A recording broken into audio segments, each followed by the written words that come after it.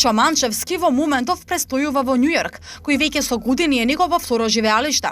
Од таму ексклузивно за Бекстејдж се јави се со цел да сподели импресии и впечатоци. Со оглед на фактот што деновиве дозна дека неговото последно филмско остварување, Врба, се најде на листата македонски кандидат за Оскар. Оваа вест Манчевски ја дочека во градот на големото јаболко, а еве како изреагирал кога за истата му јавила. Да, ја очекував. Не е изненадување, Врба веќе освои 5 меѓународни награди од Cinekvest и од Валенсија, од Raindance во Лондон. Така да не е изненадување. Во 1995 година, неговиот филм Пред дождот беше еден од номинираните во категоријата најдобар филм од неанглиско говорно подрачје, а златната статуетка буквално од раце му ја зема рускиот режисер Никита Михалков, кој победи во таа категорија.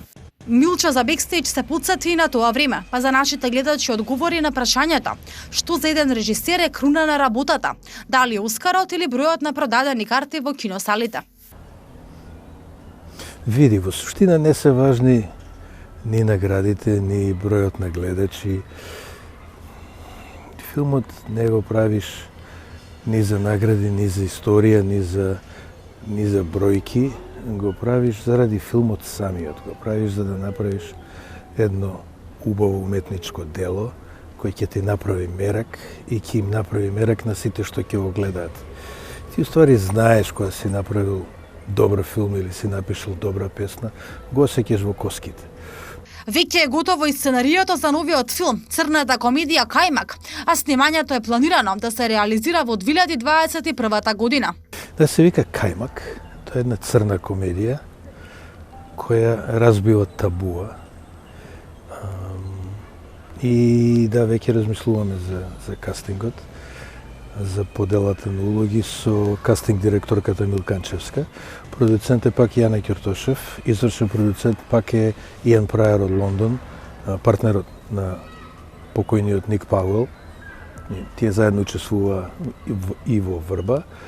Копродуцент овој пат од Данска е Мета Луис Фолдегер. Продуцентката на Ларс фон Триер на Меланхолија, на Антихрист, на Свадбата, на Кралската афера. И ако се оди како треба, ќе снимаме до година. Еве, 21 дојде. Манчевски наскоро повторно доаѓа во Македонија, се со цел да го реализира кастингот за актери, а кој се ќе се најде во неговата актерска екипа останува да видиме. До тогаш стискаме палци за Врба и искрено се надеваме дека Оскарот во април 2021 година, кога е закажана и самата манифестација, овој пат ќе заврши во негови раце.